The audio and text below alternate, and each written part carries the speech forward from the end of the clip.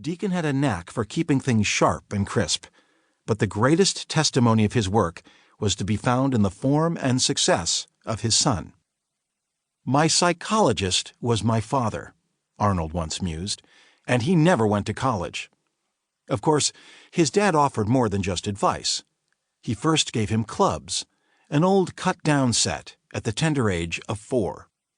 There is nothing to suggest the boy was a prodigy, but he began to swing early and swing often. By all accounts, he was good, a natural talent. By the age of 11, he was caddying, and playing, and watching, and learning and asking questions. By the time he left on September 7, 1947, for Wake Forest University on a golf scholarship, Arnold had held nearly every job a kid could hold at Latrobe. Deacon's parting words were characteristically simple and straightforward. "Be tough, boy. Go out and play. Play your own game. If you start listening to other people's advice, I have a job pushing a lawnmower here. You can come back and do that." Looking back. When Arnold looks out the windows of his house or office or walks the course at Latrobe, he can't help but remember the times he spent on the greens with his father. On the occasion of his 80th birthday, he spent a day with a reporter from USA Today. His memory was razor sharp, right down to recalling the exact spot of a lesson born of a fallen oak tree. Pointing to its location, a picturesque slice of earth on the edge of a green hill, Palmer began to tell the story. "The trunk was rotten. I'll never forget this. A bunch of honeybees had moved in. Have you ever seen a honeycomb? Well, this one was full of honey. I mean, absolutely like that." He spread his great hands like an exaggerating fisherman.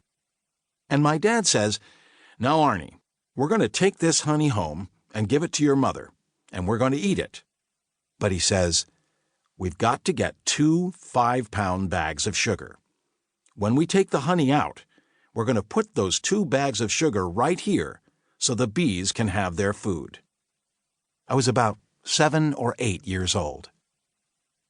To know Arnold Palmer is to know a man who took his late father's lesson of that memorable day to heart. He is a man who gives back, a generous soul eager and inclined to give away far more than he receives. As the reporter who walked the course with him on that day concluded, by his advice and actions with those bees 7 decades ago, Deacon Palmer taught his son a simple but wonderfully practical lesson. When you take the honey out, put some sugar back in. Happy to be home. Happy is the person, a wise man once wrote, who still loves as an adult something he loved in childhood. Time has not torn him in two. The same might be said of my good friend. Sitting and talking with Arnold Palmer in his home office, watching him swivel and rock gingerly in the tall chair behind an 8-foot-long antique wooden desk, is to watch a man very much at peace with himself and comfortable with the many loves of his life.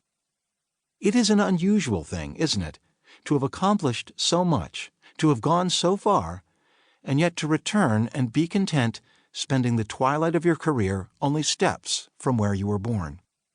Where others might be struck with wanderlust, thinking the next stop of the journey will be better than the last, Palmer is satisfied to stay close to home.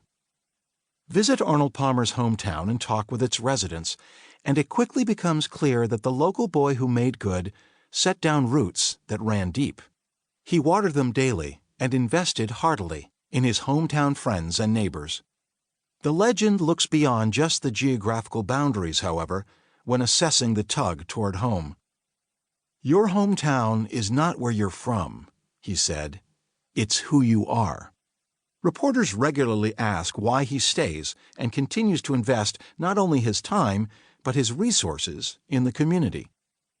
"I've done a lot of things, and I will always have some connection here in Latrobe, or Pittsburgh, if you wish. I love this area.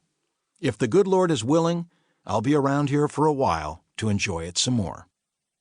As Arnold Palmer enters his 9th decade of life, his prayers have been answered. This favorite son of Latrobe, Pennsylvania, is happy to be home. And home is where he is happiest of all. Lesson 2.